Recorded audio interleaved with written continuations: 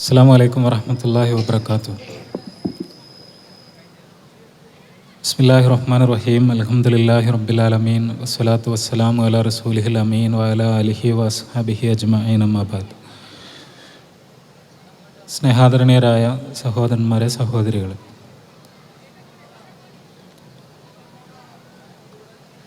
മുഹമ്മദുൻ റസൂലുള്ളാഹ് എന്ന പ്രമേയത്തിൽ ജാമിഅ നബവിയുടെ മുറ്റത്ത് ഇതേപോലൊരു വൈജ്ഞാനിക സമ്മേളനത്തിന് വേണ്ടി നമ്മൾ ഒരുമിച്ചിരിക്കുകയാണ്.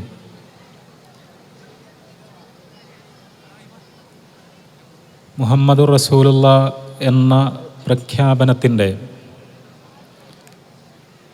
ദർശനവും പ്രാധാന്യവും പ്രസക്തിയുമെല്ലാം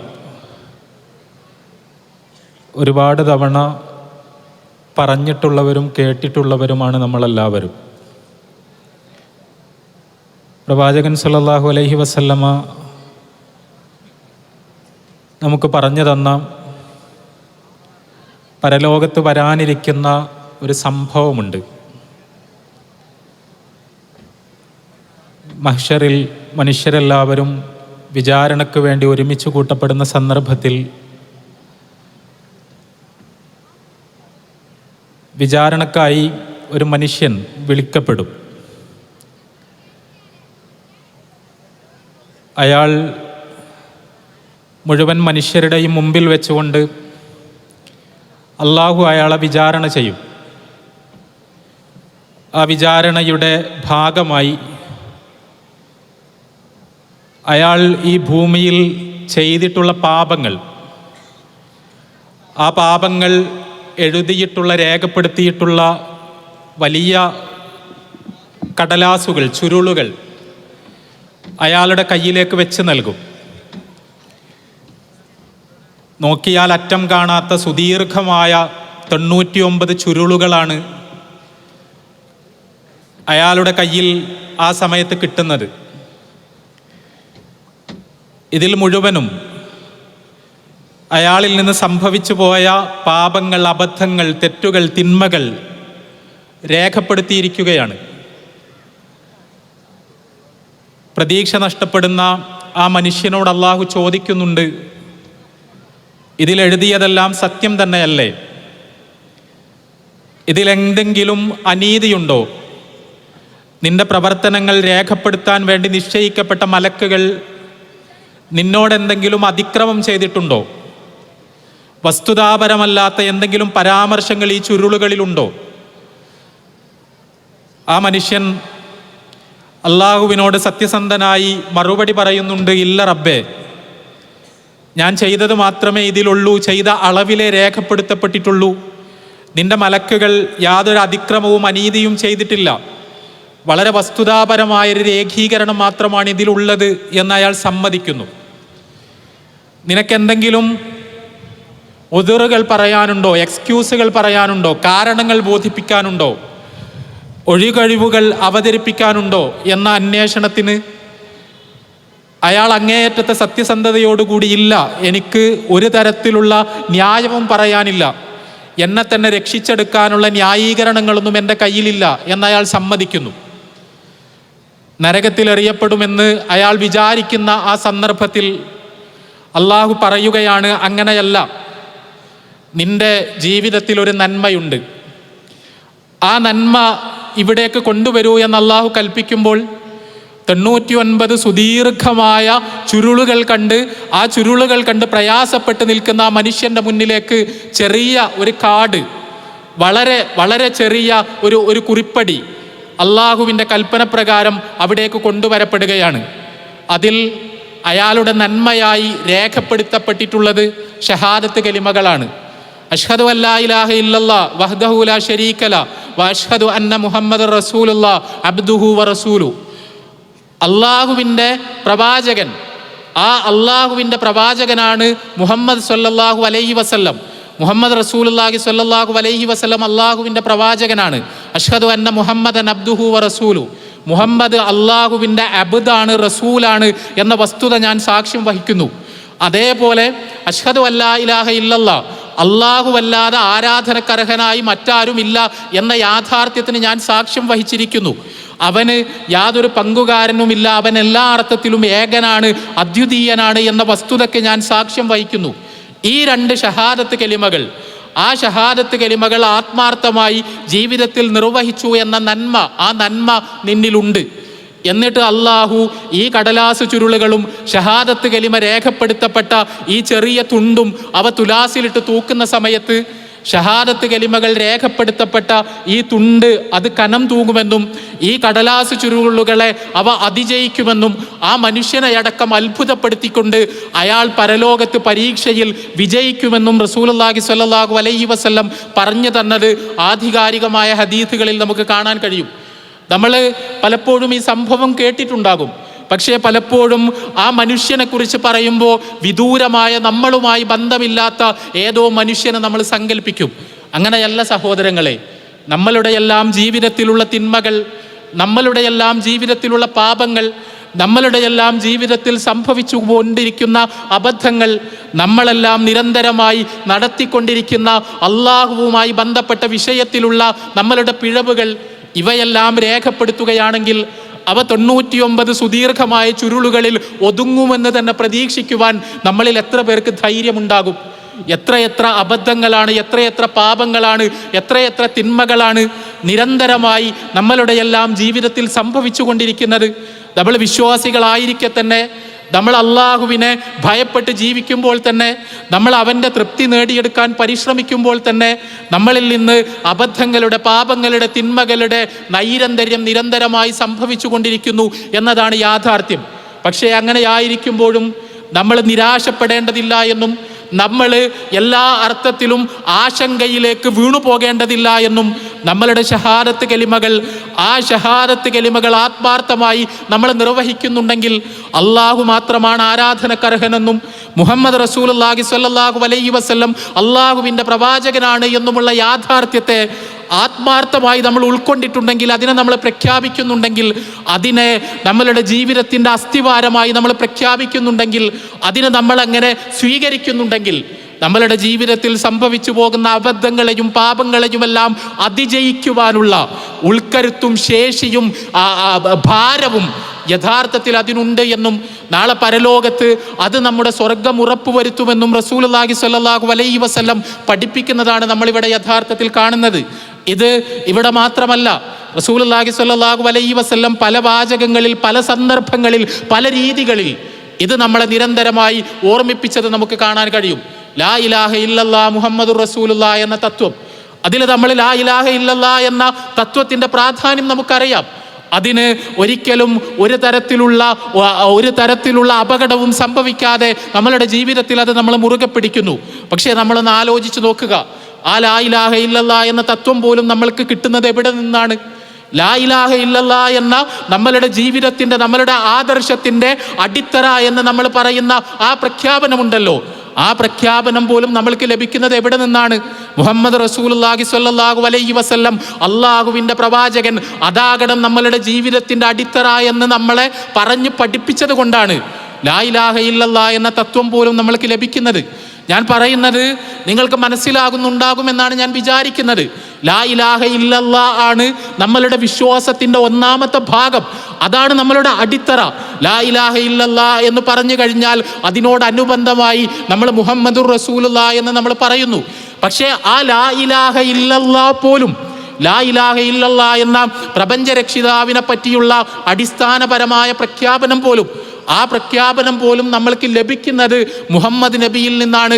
മുഹമ്മദുൻ റസൂലുള്ളാഹി എന്ന് അംഗീകരിച്ച ഒരാൾക്ക് മാത്രമേ, മുഹമ്മദുൻ റസൂലുള്ളാഹി എന്ന് പ്രഖ്യാപിച്ച ഒരാൾക്ക് മാത്രമേ, മുഹമ്മദ് നബി അള്ളാഹുവിൻ്റെ ദൂതനാണ് എന്ന് അംഗീകരിച്ച ഒരു വ്യക്തിക്ക് മാത്രമേ യഥാർത്ഥത്തിൽ ലാ ഇലാഹ ഇല്ലല്ലാ എന്ന സന്ദേശം പോലും ലഭിക്കുന്നുള്ളൂ. കാരണം മുഹമ്മദ് റസൂലുള്ളാഹി സ്വല്ലല്ലാഹു അലൈഹി വസല്ലം അള്ളാഹുവിൻ്റെ പ്രവാചകനായതുകൊണ്ടാണ് അവിടുന്ന് ലാ ഇലാഹ ഇല്ലല്ലാ എന്ന് പറയുമ്പോൾ നമ്മളത് ഏറ്റുചൊല്ലുന്നത്, പറയുന്നത്, അതാണ് നമ്മുടെ ആദർശത്തിൻ്റെ അടിത്തറ എന്ന് നമ്മൾ തീരുമാനിക്കുന്നത്. ഇസ്ലാമിക വിശ്വാസത്തിൽ മുഹമ്മദ് പ്രവാചകനാണ് എന്ന യാഥാർത്ഥ്യത്തിന് എന്തുമാത്രം പ്രാധാന്യമുണ്ട് എന്ന് മനസ്സിലാകുന്നതിന് വേണ്ടിയാണ് ഞാൻ അങ്ങനെ തന്നെ പറയുന്നത്. റസൂലുള്ളാഹി സ്വല്ലല്ലാഹു അലൈഹി വസല്ലമ ഒരിക്കൽ പറയുന്നുണ്ട്, എൻ്റെ ജനത മുഴുവൻ സ്വർഗത്തിൽ പ്രവേശിക്കും. പ്രവാചകൻ സ്വല്ലല്ലാഹു അലൈഹി വസല്ലമ നിയോഗിക്കപ്പെട്ടത് ഏത് ജനതയിലേക്കാണ്? പൂർവ്വകാല പ്രവാചകന്മാർ നിയോഗിക്കപ്പെട്ടത് ഏതെങ്കിലും പ്രത്യേക സമൂഹങ്ങളിലേക്കും സമുദായങ്ങളിലേക്കുമായിരുന്നുവെങ്കിൽ മുഹമ്മദ് റസൂലുള്ളാഹി സ്വല്ലല്ലാഹു അലൈഹി വസല്ലമ നിയോഗിക്കപ്പെട്ടത് ലോകത്തിലെ മുഴുവൻ മനുഷ്യരിലേക്കുമായിട്ടാണ് എന്ന് നമുക്കറിയാം. വമാ അർസൽനാക ഇല്ലാ കാഫത്തൻ ലിന്നാസി ബശീറൻ വനദീറ. ലോകത്തിലെ മുഴുവൻ മനുഷ്യരിലേക്കുമായിട്ടാണ് റസൂലുള്ളാഹി സ്വല്ലല്ലാഹു അലൈഹി വസല്ലമ നിയോഗിക്കപ്പെട്ടത്. അങ്ങനെയല്ലാതെ അങ്ങയെ നാം നിയോഗിച്ചിട്ടില്ല. ലോകത്തിലെ മുഴുവൻ മനുഷ്യർക്കും സന്തോഷ വാർത്ത അറിയിക്കുന്നതിന് വേണ്ടി റസൂലുള്ളാഹി സ്വല്ലല്ലാഹു അലൈഹി വസല്ലം മുൻകാല പ്രവാചകന്മാരിൽ നിന്ന് വ്യത്യസ്തനായി ലോകത്തിലെ മുഴുവൻ മനുഷ്യരിലേക്കുമായിട്ടാണ് നിയോഗിക്കപ്പെട്ടത് എന്നാണ് പറഞ്ഞു വന്നത്. പ്രവാചകൻ സ്വല്ലല്ലാഹു അലൈഹി വസല്ലമ പറയുന്നുണ്ട്, എൻ്റെ ജനത പൂർണ്ണമായി സ്വർഗത്തിൽ പ്രവേശിക്കും. റസൂലുള്ളാഹി സ്വല്ലല്ലാഹു അലൈഹി വസല്ലമ നിയോഗിക്കപ്പെട്ട സമൂഹം, ഈ മാനവരാശി ഒന്നടങ്കം സ്വർഗത്തിൽ പ്രവേശിക്കും. വിസമ്മതിച്ചവരൊഴികെ ഇല്ലാമൻ അബ എന്ന് റസൂലുള്ളാഹി സ്വല്ലല്ലാഹു അലൈഹി വസല്ലം ഒരിക്കൽ പറയുന്നുണ്ട്. സ്വർഗത്തിൽ എനിക്ക് പ്രവേശിക്കേണ്ടതില്ല എന്ന് വിസമ്മതം പ്രകടിപ്പിച്ചവരൊഴികെ, ഈ സന്ദേശത്തോട് വിസമ്മതം പ്രകടിപ്പിച്ചവരൊഴികെ, ഈ സന്ദേശത്തോട് മുഖം തിരിച്ചവരൊഴികെ, അവരൊഴികെ ഈ ജനതയിൽ മുഴുവൻ പേരും സ്വർഗത്തിൽ പ്രവേശിക്കും എന്ന് റസൂലുള്ളാഹി സ്വല്ലല്ലാഹു അലൈഹി വസല്ലമ പറയുമ്പോൾ സഹാബിമാർ ചോദിക്കുന്നുണ്ട്, ആരാണ് പ്രവാചകരെ വിസമ്മതം പ്രകടിപ്പിച്ചവർ എന്ന്.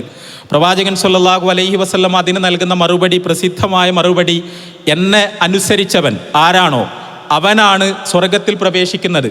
മാനവരാശിയിൽ നിന്ന് മുഹമ്മദ് റസൂലുള്ളാഹി സ്വല്ലല്ലാഹു അലൈഹി വസല്ലമയെ പ്രവാചകനായി സ്വീകരിക്കുവാൻ സന്നദ്ധരായവർ ആരാണോ, പ്രവാചകൻ സ്വല്ലല്ലാഹു അലൈഹി വസല്ലമയെ അനുസരിക്കാൻ സന്നദ്ധരായവരാരാണോ, പ്രവാചകൻ സ്വല്ലല്ലാഹു അലൈഹി വസല്ലമയുടെ സന്ദേശത്തിൽ വിശ്വസിക്കാൻ സന്നദ്ധരായവരാരാണോ അവരാണ് സ്വർഗത്തിൽ പ്രവേശിക്കുന്നത്. എന്നാൽ അതേസമയം ആരാണോ എന്നെ ധിക്കരിക്കുന്നത്, എന്നോട് മുഖം തിരിക്കുന്നത്, എൻ്റെ സന്ദേശത്തെ തിരസ്കരിക്കുന്നത്, എന്നിൽ വിശ്വസിക്കാൻ കൂട്ടാക്കാതിരിക്കുന്നത്, അവരാണ് സ്വർഗപ്രവേശനത്തിൽ നിന്ന് തടയപ്പെടുന്നവർ, അവരാണ് നരകശിക്ഷക്ക് അർഹരായിത്തീരുന്നവർ, അവരാണ് വിസമ്മതം പ്രകടിപ്പിച്ചവർ എന്ന് പ്രവാചകൻ സ്വല്ലല്ലാഹു അലൈഹി വസല്ലമ പറഞ്ഞത് പ്രസിദ്ധമായ ഹദീസിൽ നമ്മൾ കാണുന്നു. ഇവിടെ നമ്മളുടെ സ്വർഗപ്രവേശനത്തിന് മുഹമ്മദ് റസൂലുള്ള എന്ന പ്രഖ്യാപനം എന്തുമാത്രം മർമ്മപ്രധാനമാണ് എന്ന വസ്തുതയാണ് റസൂലുള്ളാഹി സ്വല്ലല്ലാഹു അലൈഹി വസല്ലമ ഇവിടെ നമ്മൾക്ക് വ്യക്തമാക്കി തരുന്നത്. റസൂലുള്ളാഹി സ്വല്ലല്ലാഹു അലൈഹി വസല്ലമയോട് പരിശുദ്ധ ഖുർആൻ പ്രഖ്യാപിക്കുവാൻ വേണ്ടി നടത്തിയ കൽപ്പനയുണ്ട്. സൂറത്ത് ആല ഇമ്രാനിലെ വളരെ പ്രസിദ്ധമായ നമ്മൾക്കെല്ലാം അറിയുന്ന മനപ്പാടമുള്ള പരിശുദ്ധ ഖുർആനിന്റെ വചനം, കുൽ ഇൻ കുൻതും തുഹിബ്ബൂനല്ലാഹ ഫത്തബിഊനി. പ്രവാചകരെ അങ്ങ് പ്രഖ്യാപിക്കുക, നിങ്ങൾ അള്ളാഹുവിനെ സ്നേഹിക്കുന്നുണ്ടെങ്കിൽ, പടച്ചവനെ സ്നേഹിക്കുന്നുണ്ടെങ്കിൽ നിങ്ങൾ എന്നെ ഇത്തിബാഅ് ചെയ്യുക, എന്നെ ഫോളോ ചെയ്യുക. യുഹ്ബിബുക്കുമുള്ള, അങ്ങനെയാണെങ്കിൽ അള്ളാഹു നിങ്ങളെയും തിരിച്ചു സ്നേഹിക്കും. യഗ്ഫിർ ലക്കും ദുനൂബക്കും, നിങ്ങളുടെ പാപങ്ങൾ, നിങ്ങളുടെ തിന്മകൾ, നിങ്ങളുടെ അബദ്ധങ്ങൾ അള്ളാഹു നിങ്ങൾക്ക് പുറത്തു തരും. അള്ളാഹു ഗഫൂറും റഹീമുമാണ്. ഖുൽ അതീഉല്ലാഹ വർ റസൂൽ, നിങ്ങൾ അള്ളാഹുവിനെ അനുസരിക്കുക, അതേപോലെ അള്ളാഹുവിൻ്റെ പ്രവാചകനെയും അനുസരിക്കുക, അവൻ്റെ ദൂതനെ അനുസരിക്കുക, മുഹമ്മദ് നബി സല്ലല്ലാഹു അലൈഹി വസല്ലമയെ അനുസരിക്കുക. നിങ്ങൾ അള്ളാഹുവിനെ സ്നേഹിക്കുന്നുണ്ടെങ്കിൽ എന്ന് പറഞ്ഞാൽ പടച്ചവൻ ആരാണ് സ്നേഹിക്കാത്തത്? പടച്ചവൻ ആരാണ് അംഗീകരിക്കാത്തത്? പടച്ചവൻ എന്ന് പറയുന്ന അസ്തിത്വത്തെ നേർക്ക് നേരെ നിഷേധിക്കുവാൻ അഹങ്കാരത്തിൻ്റെ പരകോടി കയറിയവരല്ലാത്ത ഏത് മനുഷ്യർക്കാണ് യഥാർത്ഥത്തിൽ കഴിയുക? ഇവിടെ നാനാജാതി മതസ്ഥർ ജീവിക്കുന്നു, വ്യത്യസ്ത വിശ്വാസികൾ ജീവിക്കുന്നു. അവർക്കെല്ലാം അവരെ പടച്ച തമ്പുരാനെ പറ്റിയുള്ള സാമാന്യമായൊരു ധാരണയെങ്കിലുമുണ്ട്. പരിശുദ്ധ ഖുർആനിലെ ഈ വചനങ്ങൾ അവതരിപ്പിക്കപ്പെട്ടതിൻ്റെ പശ്ചാത്തലത്തെക്കുറിച്ച് തഫ്സീറുകളിൽ നമുക്ക് കാണാൻ കഴിയും. നജ്റാനിൽ നിന്നുള്ള ക്രിസ്ത്യാനികൾ റസൂലുള്ളാഹി സ്വല്ലല്ലാഹു അലൈഹി വസല്ലമയെ കാണാൻ വേണ്ടി വന്നു. അവര് പ്രവാചകൻ സ്വല്ലല്ലാഹു അലൈഹി വസല്ലമയുമായി മുഖാമുഖം ഇരുന്നു. അവർ സംസാരിക്കുന്നു, റസൂലുള്ളാഹി സ്വല്ലല്ലാഹു അലൈഹി വസല്ലമയോട് അവരുടെ വിശ്വാസങ്ങൾ പങ്കുവെക്കുന്നു. ആ വിശ്വാസങ്ങളിൽ അവർ അള്ളാഹുവിനെ കുറിച്ച് പറയുന്നുണ്ട്, അള്ളാഹുവിനോടുള്ള സ്നേഹത്തെക്കുറിച്ച് പറയുന്നുണ്ട്, അള്ളാഹുവിനോട് അവർക്കുള്ള പ്രതിബദ്ധതയെക്കുറിച്ച് പറയുന്നുണ്ട്. സ്വാഭാവികമാണത്. ഈ പ്രപഞ്ചത്തെ മുഴുവൻ സൃഷ്ടിച്ച് പരിപാലിക്കുന്ന പ്രപഞ്ചനാഥനെ, ജഗന്നിയന്താവിനെ, പ്രപഞ്ച സൃഷ്ടാവിനെ നിഷേധിക്കുവാൻ ലോകത്തെ മനുഷ്യർക്ക് പൊതുവിൽ കഴിയില്ല. മനുഷ്യരെല്ലാവരും അംഗീകരിക്കുന്ന കാര്യമാണത്. പക്ഷേ അങ്ങനെ അംഗീകരിക്കുന്നുണ്ടെങ്കിൽ, നിങ്ങൾ അള്ളാഹുവിനെ സ്നേഹിക്കുന്നുണ്ടെങ്കിൽ, പ്രപഞ്ചത്തിൻ്റെ സൃഷ്ടാവിനോട് നിങ്ങൾക്ക് പ്രതിബദ്ധതയുണ്ടെങ്കിൽ, മുഹമ്മദ് റസൂലുള്ളാഹി സ്വല്ലല്ലാഹു അലൈഹി വസല്ലമയോട് അള്ളാഹു പ്രഖ്യാപിക്കുവാൻ പറയുന്നത് അതാണ്. നജ്റാനിലെ ക്രൈസ്തവ സംഘത്തോട് അള്ളാഹുവിൻ്റെ റസൂൽ പറഞ്ഞത് അതാണ്. ശരി, നിങ്ങൾക്ക് അള്ളാഹുവിനോട് സ്നേഹമുണ്ട് എന്ന് നിങ്ങൾ പറയുന്നു. ആ സ്നേഹം നിങ്ങൾക്ക് തിരിച്ചും ലഭിക്കേണ്ടേ? ആ സ്നേഹത്തിൻ്റെ ഭാഗമായി അള്ളാഹുവിൽ നിന്നുള്ള പാപമോചനത്തിന് നിങ്ങൾ അർഹരായി തീരണ്ടേ? അള്ളാഹുവിൽ നിന്നുള്ള കാരുണ്യം നിങ്ങൾക്ക് ലഭിക്കേണ്ടതില്ലേ? നിങ്ങൾക്ക് മരണാനന്തര ജീവിതത്തിലുള്ള മോക്ഷപ്രാപ്തി ഉണ്ടാകേണ്ടതില്ലേ? പ്രിയപ്പെട്ട ക്രൈസ്തവ സഹോദരങ്ങളെ, മരണാനന്തര ജീവിതത്തിലുള്ള സ്വർഗത്തിനു വേണ്ടിയാണ് അധ്വാനിക്കുന്നത് എന്ന് നിങ്ങൾ പറയുന്നുണ്ടെങ്കിൽ, പ്രവാചകരെ അവരോട് പ്രഖ്യാപിച്ചേക്കുക, ഫത്തബിഊനി, നിങ്ങൾ എന്നെ പിൻപറ്റുക, എന്നെ ഫോളോ ചെയ്യുക, ഞാൻ ജീവിക്കുന്നത് പോലെ ജീവിക്കുക, ഞാൻ കൊണ്ടുവന്ന സന്ദേശം സ്വീകരിക്കുക, എന്നിൽ നിന്ന് അള്ളാഹുവിനെ കുറിച്ചുള്ള അറിവുകൾ നിങ്ങൾ സ്വീകരിക്കുക. എങ്കിൽ മാത്രമേ അള്ളാഹുവിൻ്റെ സ്നേഹം നിങ്ങൾക്ക് തിരിച്ചു ലഭിക്കൂ. എങ്കിൽ മാത്രമേ അള്ളാഹുവിൽ നിന്നുള്ള പാപമോചനം നിങ്ങൾക്ക് ലഭിക്കൂ. എങ്കിൽ മാത്രമേ അള്ളാഹുവിൽ നിന്നുള്ള കാരുണ്യം നിങ്ങൾക്ക് ലഭിക്കൂ. ലോകത്തിൽ അള്ളാഹുവിനെ അംഗീകരിക്കുന്ന, പടച്ചവനെ അംഗീകരിക്കുന്ന, പ്രപഞ്ചനാഥനെ അംഗീകരിക്കുന്ന കോടാനുകോടി മനുഷ്യരോട് ഇസ്ലാം പറയുന്ന കാര്യം അതാണ്. ഇതാ, അള്ളാഹുവിനെയാണ് നിങ്ങൾ ലക്ഷ്യമാക്കുന്നതെങ്കിൽ, അള്ളാഹുവിനെയാണ് നിങ്ങൾ ഉദ്ദേശിക്കുന്നതെങ്കിൽ, അള്ളാഹുവിൻ്റെ പൊരുത്തമാണ് നിങ്ങൾ ആഗ്രഹിക്കുന്നതെങ്കിൽ, ഇതാ നിങ്ങൾക്കിടയിലേക്ക് അവൻ്റെ പ്രവാചകൻ കടന്നു വന്നിരിക്കുന്നു. മുഹമ്മദ് റസൂലുള്ളാഹി സ്വല്ലല്ലാഹു അലൈഹി വസല്ലമ കടന്നു വന്നിരിക്കുന്നു. ആ പ്രവാചകനെ നിങ്ങൾ അനുസരിക്കുക, ആ പ്രവാചകനെ നിങ്ങൾ പിന്തുടരുക, ആ പ്രവാചകന്റെ വാക്കുകളിൽ നിന്ന് നിങ്ങൾ അള്ളാഹുവിനെ മനസ്സിലാക്കുക. എങ്കിൽ മാത്രമേ നിങ്ങൾക്ക് അള്ളാഹുവിൽ എത്തിച്ചേരാൻ കഴിയൂ. എങ്കിൽ മാത്രമേ നിങ്ങൾക്ക് അള്ളാഹുവിൻ്റെ സ്നേഹം കരസ്ഥമാക്കാൻ കഴിയൂ. നമ്മൾ ഖുർആനിനെ കുറിച്ച് പറയും, ഖുർആനാണ് നമ്മളുടെ അടിസ്ഥാന പ്രമാണം, ഒന്നാമത്തെ പ്രമാണം എന്ന് നമ്മൾ പറയും. സുന്നത്താണ്, നബിചര്യയാണ് രണ്ടാമത്തെ പ്രമാണം എന്നാണ് നമ്മൾ പറയാറുള്ളത്. പക്ഷേ ആ ഖുർആൻ എവിടെ നിന്നാണ് നമ്മൾക്ക് ലഭിക്കുന്നത്? ആ ഖുർആൻ മുഹമ്മദുർ റസൂലുള്ളാഹി എന്ന തത്വം അംഗീകരിക്കുന്ന ഒരു മനുഷ്യന് മാത്രമാണ് ഖുർആനിനെ അംഗീകരിക്കാൻ കഴിയുന്നത്. കാരണം അള്ളാഹുവിൻ്റെ പ്രവാചകനാണ് മുഹമ്മദ് സ്വല്ലല്ലാഹു അലൈഹി വസല്ലം എന്ന് അടിയുറച്ച് വിശ്വസിക്കുന്ന ഒരു മനുഷ്യനാണ്. ഇതാ, അള്ളാഹു എനിക്ക് വേദഗ്രന്ഥം അവതരിപ്പിച്ചു തന്നിരിക്കുന്നു, ആ വേദഗ്രന്ഥം നിങ്ങൾക്ക് ഞാൻ പാരായണം ചെയ്ത് കേൾപ്പിക്കുന്നു, ആ വേദഗ്രന്ഥമാണ് ഖുർആൻ, ഇതാ ഇതൊക്കെ ഖുർആനിലെ ആയത്തുകളാണ് എന്ന് റസൂലുള്ളാഹി സ്വല്ലല്ലാഹു അലൈഹി വസല്ലം പറയുമ്പോൾ അത് സ്വീകരിക്കുവാനും അംഗീകരിക്കാനും കഴിയുന്നത് മുഹമ്മദുർ റസൂലുള്ളാഹി എന്ന തത്വം അംഗീകരിക്കുന്നവർക്ക് മാത്രമാണ്. ഞാൻ സൂചിപ്പിക്കുന്നത്, ഒരു മനുഷ്യന്റെ സാൽവേഷന്റെ, അയാളുടെ മോക്ഷത്തിന്റെ, പരലോക രക്ഷയുടെ, നരകത്തിൽ നിന്നുള്ള രക്ഷപ്പെടലിന്റെ, സ്വർഗത്തിൽ പ്രവേശിക്കുന്നതിന്റെ, അള്ളാഹുവിൻ്റെ പൊരുത്തവും പ്രീതിയും കരസ്ഥമാക്കുന്നതിന്റെ അടിസ്ഥാനപരമായ മുന്നുപാധിയാണ് അള്ളാഹുവിൻ്റെ പ്രവാചകനാണ് മുഹമ്മദ് സ്വല്ലല്ലാഹു അലൈഹി വസല്ലം എന്നത് അയാൾ അംഗീകരിക്കുക എന്ന് പറയുന്നത്. നമ്മൾക്ക് എല്ലാ വിവരങ്ങളും കിട്ടിയത്, അള്ളാഹുവിനെ കുറിച്ചുള്ള അറിവുകൾ, പരലോകത്തെക്കുറിച്ചുള്ള അറിവുകൾ, നരകത്തെക്കുറിച്ച്, സ്വർഗത്തെക്കുറിച്ച് എല്ലാം നമ്മൾ മനസ്സിലാക്കിയത് റസൂലുള്ളാഹി സ്വല്ലല്ലാഹു അലൈഹി വസല്ലം നമ്മൾക്കത് പറഞ്ഞു തന്നത് കൊണ്ട് മാത്രമാണ്, നമ്മളെ അത് പഠിപ്പിച്ചത് കൊണ്ട് മാത്രമാണ്. റസൂലുള്ളാഹി സ്വല്ലല്ലാഹു അലൈഹി വസല്ലമയിൽ നിന്നല്ലാതെ മതപരമായ ഒരറിവും നമ്മൾക്ക് ലഭിച്ചിട്ടേയില്ല. റസൂലുള്ളാഹി സ്വല്ലല്ലാഹു അലൈഹി വസല്ലം പരലോകത്ത് നടക്കാനിരിക്കുന്ന മനോഹരമായ മറ്റൊരു രംഗം പ്രവാചകൻ സ്വല്ലല്ലാഹു അലൈഹി വസല്ലമ പറയുന്നുണ്ട്. പരലോകത്ത് ഒരു പ്രവാചകൻ കടന്നു വരും. ആ പ്രവാചകന്റെ കൂടെ അനുയായികളായി വിരലിലെണ്ണാവുന്ന മനുഷ്യർ മാത്രമേ ഉണ്ടാകൂ. മുഹമ്മദ് നബി സ്വല്ലല്ലാഹു അലൈഹി വസല്ലമയല്ല, ഒരു പൂർവ്വ പ്രവാചകൻ. ആ പ്രവാചകൻ പരലോകത്ത് വരുമ്പോൾ വളരെ കുറഞ്ഞ എണ്ണം അനുയായികളെ മാത്രം കൂടെ കാണുമ്പോൾ അള്ളാഹു ആ പ്രവാചകനോട് ചോദിക്കും, എന്തുപറ്റി? നിന്റെ സമൂഹത്തിന് സന്ദേശം എത്തിച്ചു കൊടുത്തില്ലേ? അവർക്കിടയിൽ പ്രബോധനം നിർവഹിച്ചില്ലേ? അവരെ നീ വിശ്വാസത്തിലേക്ക് വിളിച്ചില്ലേ? എന്തുപറ്റി? എന്തുകൊണ്ട് ഇത്രയും കുറഞ്ഞ ആളുകൾ എന്ന് ചോദിക്കുമ്പോൾ ആ പ്രവാചകൻ പറയും, അല്ലാഹുവേ, ഞാൻ എൻ്റെ ദൗത്യം നിർവഹിച്ചിരുന്നു, ഞാൻ മനുഷ്യരെ ക്ഷണിച്ചിരുന്നു, അവർക്ക് ഇസ്ലാം പരിചയപ്പെടുത്തിയിരുന്നു, പക്ഷേ അവരെന്നെ തിരസ്കരിച്ച് കളഞ്ഞു, അവരെന്നിൽ അവിശ്വസിച്ചു, അവരെൻ്റെ സന്ദേശം പിൻപറ്റിയില്ല എന്ന് പറയുമ്പോൾ അള്ളാഹുവിൻ്റെ ആ പ്രവാചകൻ അങ്ങനെ പറയുമ്പോൾ അള്ളാഹു ആ ജനതയെ വിളിച്ചു കൊണ്ടുവരും. ആ പ്രവാചകന്റെ സമുദായം, അവരൊരുപാട് പേരുണ്ടാകും. അവരോട് അള്ളാഹു ചോദിക്കും, ഇതാ നിങ്ങളിലേക്ക് നിയോഗിക്കപ്പെട്ട പ്രവാചകനല്ലേ ഇത്? നിങ്ങൾക്ക് ഇദ്ദേഹം സന്ദേശം എത്തിച്ചു തന്നിരുന്നില്ലേ?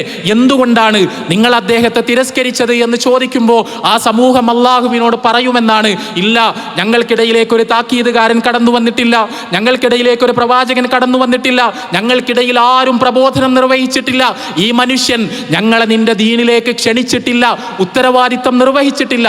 എന്നാ സമൂഹം പറയും. അപ്പോൾ അള്ളാഹു ആ പ്രവാചകനോട് ചോദിക്കുമെന്നാണ്, നിനക്കാരെങ്കിലും സാക്ഷിയുണ്ടോ? ആ സമയത്ത് ആ പ്രവാചകൻ പറയും, മുഹമ്മദ് റസൂലുള്ളാഹി സ്വല്ലല്ലാഹു അലൈഹി വസല്ലമയുടെ ഉമ്മത്ത് എനിക്ക് വേണ്ടി സാക്ഷി പറയാനുണ്ട് എന്നാ പ്രവാചകൻ പറയും. അങ്ങനെ അള്ളാഹു പ്രവാചകൻ സ്വല്ലല്ലാഹു അലൈഹി വസല്ലമയെയും പ്രവാചകരുടെ ഉമ്മത്തിനെയും, അതായത് നമ്മളെ ഈ പ്രവാചകന്റെ അടുത്തേക്ക് കൊണ്ടുവരും, അദ്ദേഹത്തിന്റെ സമൂഹത്തിന്റെ അടുത്തേക്ക് കൊണ്ടുവരും എന്ന് റസൂലുള്ളാഹി സ്വല്ലല്ലാഹു അലൈഹി വസല്ലമ ഒരിക്കൽ പറയുന്നുണ്ട്. വേറെ നിവേദനങ്ങളിൽ നമുക്ക് കാണാം അത് നൂഹ് നബി അലൈഹി സ്വലാത്തു വസ്സലാം ആണ് എന്നാണ് റസൂലുള്ളാഹി സ്വല്ലല്ലാഹു അലൈഹി വസല്ലമ പറഞ്ഞത്.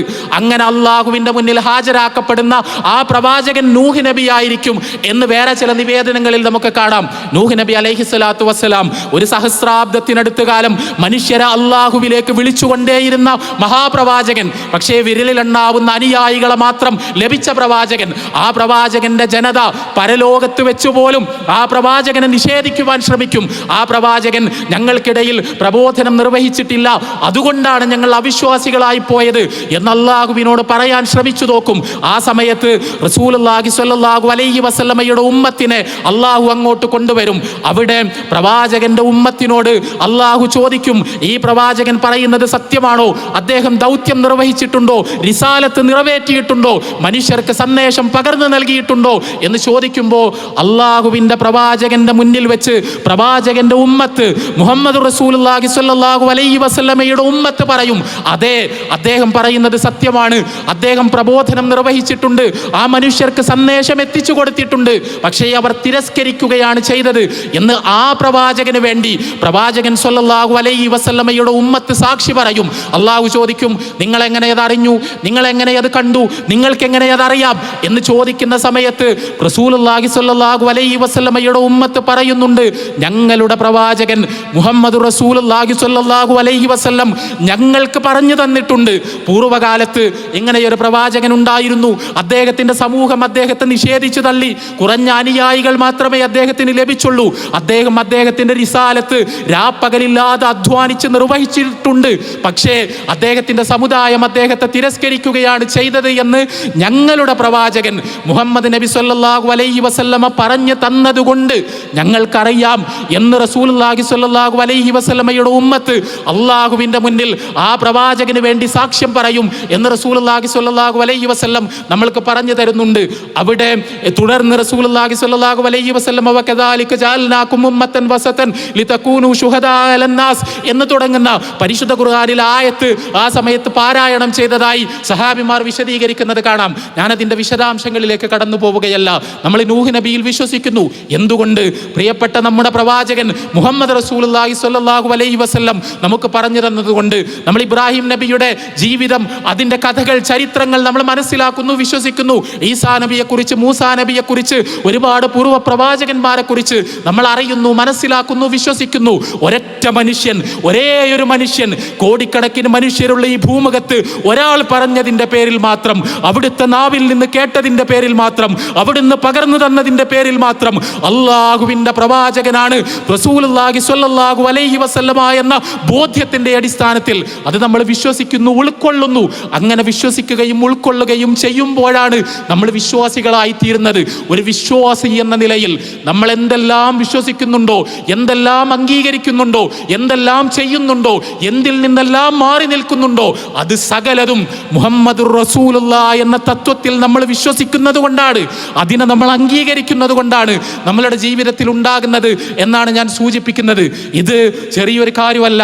നമ്മൾക്കൊരു പ്രവാചകനുണ്ട് എന്ന ബോധ്യം, ആ പ്രവാചകന് വഹി ലഭിക്കുന്നു എന്ന ബോധ്യം, ആ പ്രവാചകൻ നമ്മളുടെ ഗുരുവാണ് എന്ന ബോധ്യം, ആ പ്രവാചകനിൽ നിന്നാണ് മതം പഠിക്കേണ്ടത് എന്ന ബോധ്യം. പ്രിയപ്പെട്ട സഹോദരന്മാരെ, സഹോദരികളെ, ലോകത്തിലെ വലിയൊരു ശതമാനം മനുഷ്യർക്ക് ഈ ധാരണകളില്ല. അതുകൊണ്ടാണ് അവർ ഇരുട്ടിൽ നടക്കുന്നത്. നമ്മൾ വെളിച്ചം കൊണ്ട് അനുഗ്രഹിക്കപ്പെട്ടവരാണ്. റസൂലുള്ളാഹി സ്വല്ലല്ലാഹു അലൈഹി വസല്ലമ എന്ന മഹാവെളിച്ചം കൊണ്ട് അനുഗ്രഹിക്കപ്പെട്ട സമുദായമാണത്. അങ്ങനെയൊരു പ്രത്യേകമായ സമൂഹമാണ് നമ്മൾ. നിങ്ങൾ ആലോചിച്ചു നോക്കുക, ഇന്ത്യയുടെ അവസ്ഥയിലേക്ക് നമ്മൾ കടന്നു വരിക. ഇവിടെ ഉണ്ടായിട്ടുള്ള പലതരത്തിലുള്ള സങ്കല്പങ്ങളെക്കുറിച്ച് നമുക്കറിയാം. ആധുനിക കാലഘട്ടത്തിൽ നമ്മൾ ഇന്ത്യയെ പരിശോധിക്കുമ്പോൾ, ഭാരതത്തെ പരിശോധിക്കുമ്പോൾ, ഇവിടുത്തെ ഹൈന്ദവ സമൂഹത്തെ പരിശോധിക്കുമ്പോൾ ഒരുപക്ഷെ വൈഷ്ണവ പാരമ്പര്യമാണ്, വൈഷ്ണവ മതമാണ്, വൈഷ്ണവ ധർമ്മമാണ്, വിഷ്ണു പൂജയിൽ അധിഷ്ഠിതമായ, ദേവപൂജയിൽ അധിഷ്ഠിതമായ പാരമ്പര്യമാണ് പാരമ്പര്യമാണ് ഇന്ത്യയിലെ പ്രധാനപ്പെട്ട ഒരു മതപാരമ്പര്യം എന്ന് നമുക്കറിയാം. ഹൈന്ദവത എന്ന് പറയുന്ന ഒരു വലിയ സാംസ്കാരിക പാരമ്പര്യത്തിൻ്റെ ഉൾപ്പിരിവുകളെ നമ്മൾ പരിശോധിച്ചാൽ ദേവന്മാരെ പ്രപഞ്ചത്തിൻ്റെ രക്ഷകരായി ചിത്രീകരിച്ചുകൊണ്ട് ഇവിടെ പലതരത്തിലുള്ള ധാരകൾ വളർന്നു വന്നപ്പോൾ വിഷ്ണു എന്നൊരു പരികൽപ്പനയുണ്ടാക്കി. ആ പരികൽപ്പനയിൽ കേന്ദ്രീകരിച്ചുകൊണ്ട് വിഷ്ണു പൂജയിൽ അധിഷ്ഠിതമായ ഒരു താവഴി ഇവിടെ ഉണ്ടാവുകയും അത് ഇവിടുത്തെ സവർണർക്കിടയിൽ വളരെയധികം പ്രബലമായി തീരുകയും എല്ലാം ചെയ്തത് നമ്മൾക്കെല്ലാം അറിവുള്ള കാര്യമാണ്. ആ വൈഷ്ണവ പാരമ്പര്യത്തിലാണ് നമ്മൾ അവതാര സങ്കല്പം കാണുന്നത്. അവതാര സങ്കല്പം എന്ന് പറഞ്ഞാൽ എന്താണ്? നമ്മൾ വൈഷ്ണവ പാരമ്പര്യം അല്ലെങ്കിൽ കൃഷ്ണപൂജയുടെ കൃഷ്ണഭക്തിയുടെ പാരമ്പര്യം നമ്മൾ പരിശോധിച്ചാൽ ലോകത്തിൽ മനുഷ്യരെ ധർമ്മം പഠിപ്പിക്കുവാൻ, മനുഷ്യരെ അധർമ്മത്തിനെതിരിൽ ബോധവൽക്കരിക്കുവാൻ, ഭൂമിയിൽ ധർമ്മം സ്ഥാപിക്കുവാൻ, ഇവിടെ അധർമ്മത്തിന് വളർച്ചയുണ്ടാകുമ്പോൾ ആ അധർമ്മത്തെ തകർത്തുകൊണ്ട്, അനീതിയെ തകർത്തുകൊണ്ട് ഇവിടെ ധർമ്മത്തിൻ്റെയും നീതിയുടെയുമെല്ലാം അധികാരം സ്ഥാപിക്കുവാൻ ലോകത്തിലേക്ക് ആര് നിയോഗിക്കപ്പെടുന്നു എന്നാണ് വൈഷ്ണവ പാരമ്പര്യത്തിൽ അവതാര സങ്കല്പം പഠിപ്പിക്കുന്നത് എന്ന് നമ്മൾക്കെല്ലാം അറിയാം. ആധുനിക കാലഘട്ടത്തിൽ ഹിന്ദുമതത്തിൻ്റെ ഒരടിസ്ഥാന ഗ്രന്ഥം പോലെ പരിചയപ്പെടുത്തപ്പെടുന്ന ഭഗവത്ഗീതയുടെ 4-ാമത്തെ അധ്യായത്തിലെ പ്രസിദ്ധമായ വചനം യഥാ യഥാ ഹി ധർമ്മസ്യ ഗ്ലാനിർഭവതി ഭാരത എന്ന് പറഞ്ഞുകൊണ്ട് ആരംഭിക്കുന്ന സംഭവാമി യുഗേ യുഗേ എന്ന് പറഞ്ഞുകൊണ്ട് അവസാനിക്കുന്ന നമ്മൾക്കടക്കം കേട്ട് പരിചയമുള്ള ഗീതാശ്ലോകം. ആ ഗീതാശ്ലോകത്തിൻ്റെ ദർശനം എന്താണ്? അത് മുന്നോട്ട് വെക്കുന്ന സന്ദേശം എന്താണ്? അവിടെ വിഷ്ണുവിൻ്റെ ഒരവതാരമാണ് കൃഷ്ണനെങ്കിൽ ആ കൃഷ്ണൻ അർജുനനോട് സംസാരിക്കുന്നത് ഇവിടെ ലോകത്ത് ധർമ്മം തകർക്കപ്പെടുമ്പോൾ, ഇവിടെ അധർമ്മത്തിന് മേധാവിത്വം ഉണ്ടാകുമ്പോൾ ധർമ്മം സംസ്ഥാപിക്കുന്നതിന് വേണ്ടി കാലാകാലങ്ങളിൽ ഞാൻ അവതാരമെടുക്കുന്നു, ഞാൻ പല രൂപത്തിൽ മനുഷ്യർക്കിടയിലേക്ക് കടന്നു വരുന്നു. അങ്ങനെ ദൈവം മനുഷ്യരൂപം സ്വീകരിച്ചുകൊണ്ട് അല്ലെങ്കിൽ മറ്റേതെങ്കിലും ഒരു രൂപം സ്വീകരിച്ചുകൊണ്ട് ഭൂമിയിലേക്ക് കടന്നു വന്ന് മനുഷ്യരെ ധർമ്മം പഠിപ്പിക്കുകയാണ് ചെയ്യുന്നത് എന്ന ധർമ്മ സംസ്ഥാപനത്തെ സംബന്ധിച്ചുള്ള അവതാര സങ്കല്പം. ആ അവതാര സങ്കല്പം ഇവിടെ നിലനിൽക്കുന്നുണ്ട്. നമ്മൾ പ്രവാചകന്മാരുടെ പാരമ്പര്യത്തെ പറ്റി പറയുന്നു. ഇവിടെ ഇത് ഇന്ത്യയിലുള്ള ഇതേപോലെയുള്ള ഒരു പശ്ചാത്തലത്തിൽ നിന്ന് ഉണ്ടായി വന്നൊരു ദർശനമാണെങ്കിൽ മഹാനായ യേശു ക്രിസ്തുവിൻ്റെ പാരമ്പര്യത്തെ നമ്മൾ പരിശോധിക്കുക. ഈസാ നബി അലൈഹി സ്വലാത്തു വസ്സലാമിൻ്റെ പാരമ്പര്യം അത് ഏതെങ്കിലും ദേവസങ്കല്പത്തിൽ നിന്ന് പരിണമിച്ചുണ്ടായതല്ല. യഥാർത്ഥത്തിൽ ഭൂമിയിലേക്ക് നിയോഗിക്കപ്പെട്ട ഒരു മഹാപ്രവാചകനായി ഈ ഭൂമിയിലേക്ക് കടന്നു വന്ന ഈസാ നബി അലൈഹി സ്വലാത്തു വസ്സലാമിൻ്റെ യേശു ക്രിസ്തുവിൻ്റെ പാരമ്പര്യം. അവിടെ എന്താണ് പിൽക്കാലത്ത് സംഭവിച്ചത്? ഈസാ നബി അലൈഹി സ്വലാത്തു വസ്സലാമിൻ്റെ കാലം കഴിഞ്ഞ് നൂറ്റാണ്ടുകൾ പിന്നിട്ടപ്പോഴേക്ക് യേശു എന്ന് പറയുന്നത് പ്രപഞ്ച സൃഷ്ടാവിൻ്റെ അവതാരമാണ് എന്ന് വിചാരിക്കുന്നിടത്തേക്ക് കാര്യങ്ങൾ തെന്നിപ്പോയി. അങ്ങനെയാണ് ഇൻകാർണേഷൻ എന്ന് പറയുന്ന സങ്കല്പമുണ്ടായത്. നമ്മൾ ക്രിസ്റ്റോളജി എന്ന് നമ്മൾ ചിലപ്പോൾ കേട്ടിട്ടുണ്ടാകും. ക്രിസ്റ്റോളജി എന്ന് പറയുന്നത് ക്രിസ്ത്യാനികൾക്കിടയിൽ, ക്രൈസ്തവ സമൂഹത്തിൽ, ക്രൈസ്തവ പാരമ്പര്യത്തിൽ മധ്യകാലഘട്ടത്തിൽ രൂപപ്പെട്ടു വന്ന ദൈവശാസ്ത്ര ശാഖയാണ്. ആ ദൈവശാസ്ത്ര ശാഖയാണ് യഥാർത്ഥത്തിൽ മുസ്ലിം സമൂഹത്തിലേക്ക് പിൽക്കാലത്ത് കലാം എന്ന പേരിൽ സംക്രമിച്ചത് എന്ന് നമുക്ക് കാണാൻ കഴിയും. എന്തുകൊണ്ട് ക്രിസ്റ്റോളജി എന്ന പേരിൽ വിപുലമായ വളരെ ബൃഹത്തായ ഒരു ദൈവശാസ്ത്ര ശാഖ, ഒരു തിയോളജിക്കൽ ട്രഡീഷൻ ക്രൈസ്തവ സമൂഹത്തിൽ ഉണ്ടാകേണ്ടി വന്നു? മഹാതത്വചിന്തകർ, മഹാബുദ്ധിജീവികൾ, വലിയ വലിയ ക്രൈസ്തവ പണ്ഡിതർ അവർ നൂറ്റാണ്ടുകളോളം ചർച്ച ചെയ്യുകയായിരുന്നു. കാരണം അവർക്കൊരു കുരുക്കഴിക്കണമായിരുന്നു. ലോകത്തിലേക്ക് പ്രപഞ്ചനാഥൻ പ്രവാചകന്മാരെ നിയോഗിച്ചു എന്നാണ് ബൈബിൾ പറയുന്നത്. പക്ഷേ ആ പ്രവാചകന്മാരുടെ കൂട്ടത്തിൽ തന്നെ മനസ്സിലാക്കാൻ എളുപ്പത്തിൽ കഴിയുന്ന യേശു ക്രിസ്തു ദൈവമാണ്, പ്രപഞ്ചനാഥൻ്റെ തന്നെ തൽസ്വരൂപമാണ്, ആ പ്രപഞ്ചനാഥൻ മനുഷ്യരൂപമെടുത്തതാണ് എന്ന് പറയുമ്പോൾ ആ വൈരുദ്ധ്യത്തെ എങ്ങനെ പരിഹരിക്കുവാൻ കഴിയും? സൈദ്ധാന്തികമായി, താത്വികമായി എങ്ങനെ പരിഹരിക്കുവാൻ കഴിയുമെന്ന വിഷയത്തിൽ വലിയ അന്വേഷണങ്ങൾ നടത്തി. ആ അന്വേഷണങ്ങളാണ് ക്രിസ്റ്റോളജിയുടെ ഉള്ളടക്കം. ഈ ക്രിസ്റ്റോളജിയുടെ ട്രഡീഷൻ നമ്മൾ പരിശോധിച്ചാൽ എങ്ങനെയാണ് വേർഡ് ഫ്ലഷായി മാറിയത്, വചനം മാംസമായി മാറിയത്, ത്രിയേക ദൈവസങ്കല്പം എന്ന് പറയുന്ന ഒരു ദൈവസങ്കല്പം മുന്നോട്ട് വെച്ചുകൊണ്ട് അതിൽ എങ്ങനെയാണ് വചനം മാംസമായി തീർന്നത് എന്ന് വിശദീകരിക്കുവാനുള്ള വളരെ സങ്കീർണമായ സൈദ്ധാന്തിക കസർത്തുകൾ നടത്തുകയും അങ്ങനെ പടച്ചതമ്പുരാൻ മനുഷ്യരൂപം സ്വീകരിച്ചതാണ്. ആ ഉടലിൽ തന്നെ അത് പടച്ചവനായിരുന്നു, ദൈവമായിരുന്നു. യേശു എന്ന് പറയുന്നത് ദൈവത്തിൻ്റെ ഇൻകാർണേഷൻ ആയിരുന്നു, പിതാവ് അള്ളാവിൻ്റെ ഇൻകാർണേഷനായിരുന്നു, പ്രപഞ്ചനാഥൻ്റെ ഇൻകാർണേഷനായിരുന്നു എന്ന് സ്ഥാപിക്കുകയും ചെയ്യുന്ന വലിയ പഠനങ്ങൾ. ഞാൻ സൂചിപ്പിക്കുന്നത്, നമ്മൾ ഭാരതീയ പാരമ്പര്യം പരിശോധിച്ചാൽ ധർമ്മ സംസ്ഥാപകരെ കുറിച്ച് അവർ ദൈവത്തിൻ്റെ അവതാരങ്ങളാണ് എന്ന സങ്കല്പത്തെ നമ്മൾ കണ്ടുമുട്ടുന്നു. നമ്മൾ ക്രൈസ്തവ പാരമ്പര്യം പരിശോധിച്ചാൽ ലോകത്തേക്ക് കടന്നു വന്ന അവരുടെ വീക്ഷണത്തിൽ ഏറ്റവും വലിയ ധർമ്മ സംസ്ഥാപകൻ, ആ ധർമ്മ സംസ്ഥാപകൻ അത് പ്രപഞ്ചനാഥൻ്റെ ഇൻകാർണേഷനാണ്, പ്രപഞ്ചനാഥൻ മനുഷ്യരൂപം സ്വീകരിച്ചതാണ് എന്ന സങ്കല്പത്തെ നമ്മൾ കാണുന്നു. പക്ഷേ നമ്മൾ റസൂലുള്ളാഹി സ്വല്ലല്ലാഹു അലൈഹി വസല്ലമയുടെ അടുത്തേക്ക് നമ്മൾ വരിക, മുഹമ്മദ് റസൂലുള്ളാഹി സ്വല്ലല്ലാഹു അലൈഹി വസല്ലം, പണ്ഡിതന്മാർ വളരെ മനോഹരമായി പറഞ്ഞു പോകുന്ന ഒരു കാര്യമുണ്ട്. മുഹമ്മദുൻ റസൂലുള്ളാഹ് എന്ന് പറയുമ്പോൾ അതിന് രണ്ട് ഉദ്ദേശങ്ങൾ പ്രധാനമായും ഉണ്ട്. ഒന്ന്, അത് അല്ലാഹുവിൻ്റെ റസൂലാണ്, നമ്മൾ നേരത്തെ അത് പറഞ്ഞു, അല്ലാഹുവിൻ്റെ പ്രവാചകൻ, അല്ലാഹുവിൽ നിന്ന് വഹി സ്വീകരിക്കുന്ന അല്ലാഹുവിൻ്റെ ദൂതൻ. ആ ദൂതൻ പറയുന്നതെല്ലാം അല്ലാഹുവിൽ നിന്ന് കിട്ടുന്ന നിർദ്ദേശങ്ങളുടെ അടിസ്ഥാനത്തിലാണ്. ആ ദൂതനെ അനുസരിക്കേണ്ടത്, അംഗീകരിക്കേണ്ടത്, ആദരിക്കേണ്ടത്, സ്വീകരിക്കേണ്ടത്, ബഹുമാനിക്കേണ്ടത് മനുഷ്യരുടെ മുഴുവൻ മേലും ബാധ്യതയാണ്. അല്ലാഹുവിൻ്റെ പേരിലാണ് ആ ദൂതൻ സംസാരിക്കുന്നത്. അവിടുന്ന് പഠിപ്പിക്കുന്നതെല്ലാം തന്നെ സ്വീകരിച്ചു കൊള്ളണം. പക്ഷേ അതിൻ്റെ കൂടെ തന്നെ ഒരു കാര്യമുണ്ട്, റസൂലുള്ളയാണ്. മുഹമ്മദ് അല്ലാഹുവാണ് എന്നല്ല, മുഹമ്മദ് അല്ലാഹുവിൻ്റെ റസൂലാണ് എന്നാണ്, അല്ലാഹുവിൻ്റെ ദൂതനാണ് എന്നാണ്. അതാണ് നമ്മൾ വിപുലീകരിച്ച് പറയുന്നത്. അബ്ദുഹു വറസൂലുഹു, അല്ലാഹുവിൻ്റെ അടിമയാണ്, അല്ലാഹുവിൻ്റെ ദാസനാണ്, അല്ലാഹുവിൻ്റെ ദൂതനുമാണ്.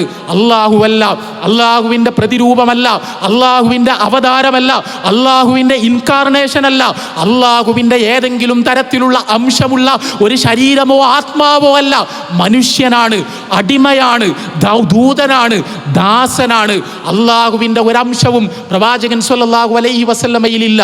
ഈ ഒരു പരികൽപ്പന, ആരാണ് പ്രവാചകൻ എന്ന ചോദ്യത്തിന്, ആരാണ് ദൂതൻ എന്ന ചോദ്യത്തിന് മുഹമ്മദുർ റസൂലുള്ളാഹ് എന്ന തത്വം നൽകുന്ന ഉത്തരം വളരെ പ്രധാനമാണ് എന്ന ഓർമ്മ നമ്മൾക്കുണ്ടാകണം. ഫിലോസോഫിക്കലായി പലതരത്തിലുള്ള ധാരകളെ, പലതരത്തിലുള്ള ദർശനങ്ങളെ നമ്മൾ കാണുന്നുണ്ടെങ്കിൽ നമ്മൾ അറിയുക, അല്ലാഹുവിൻ്റെ പ്രവാചകൻ എന്ന് പറയുന്നത് ദിവ്യത്വത്തിൻ്റെ യാതൊരു തരത്തിലുള്ള അംശവുമില്ലാത്ത അല്ലാഹുവിൻ്റെ അടിമയായ ഒരു മനുഷ്യനാണ് എന്ന യാഥാർത്ഥ്യം ലോകത്തിന് മുന്നിൽ അവതരിപ്പിക്കുന്നു എന്നത് മുഹമ്മദ് റസൂലുള്ളാഹ് എന്ന തത്വത്തിൻ്റെ വലിയൊരു സവിശേഷതയാണ്. ആൾ ദൈവങ്ങൾക്ക് പഞ്ഞമില്ലാത്ത ഒരു നാട്ടിലാണ് നമ്മൾ ജീവിക്കുന്നത്. ഇവിടെ ഏതെങ്കിലും അർത്ഥത്തിലുള്ള ഭൗതികമായ എന്തെങ്കിലുമൊക്കെ അധികാരം കൈവരുമ്പോഴേക്ക് ആത്മീയതയെ വലിയ വാണിഭത്തിനുള്ള, കച്ചവടത്തിനുള്ള, വ്യവസായത്തിനുള്ള മാർഗമാക്കി മാറ്റി ഇന്ദ്രജാല പ്രകടനങ്ങൾ നടത്തി മനുഷ്യരുടെ കണ്ണിൽ പകിട്ടി നിറച്ച് ഞാൻ ദൈവമാണ്, ദൈവത്തിൻ്റെ അവതാരമാണ്, ദിവ്യാംശമുള്ളവനാണ്, അമാനുഷികമായ കഴിവുകളുള്ളവനാണ് എന്ന് പറഞ്ഞ് ഫലിപ്പിക്കുവാൻ ശ്രമിക്കുന്ന എത്രയോ ആൾ ദൈവങ്ങൾ, എത്രയോ കെട്ടുവേഷങ്ങൾ, എത്രയോ വ്യാജവേഷങ്ങൾ തിമർത്താടുന്ന ഒരു സമൂഹത്തിലാണ് നമ്മൾ ജീവിക്കുന്നത്. അവിടെയാണ് ഒരു പ്രവാചകൻ, ലോകത്തിലേക്ക് നിയോഗിക്കപ്പെട്ട അന്തിമ പ്രവാചകൻ മുഹമ്മദ് റസൂലുള്ളാഹി സ്വല്ലല്ലാഹു അലൈഹി വസല്ലം ലോകത്തിന് മുന്നിൽ പറഞ്ഞത്, ഇല്ല ഒരു തരത്തിലുള്ള ദിവ്യത്വവും, ഒരു തരത്തിലുള്ള അമാനുഷികതയും, ഒരു തരത്തിലുള്ള ഇന്ദ്രജാല പ്രകടനത്തിനുള്ള ശേഷിയുമല്ല എന്നെ വ്യത്യസ്തനാക്കുന്നത്. ഞാൻ അല്ലാഹുവിൻ്റെ അടിമയാണ്, അല്ലാഹുവിൻ്റെ ദാസനാണ്, അവൻ്റെ ദൂതൻ മാത്രമാണ്.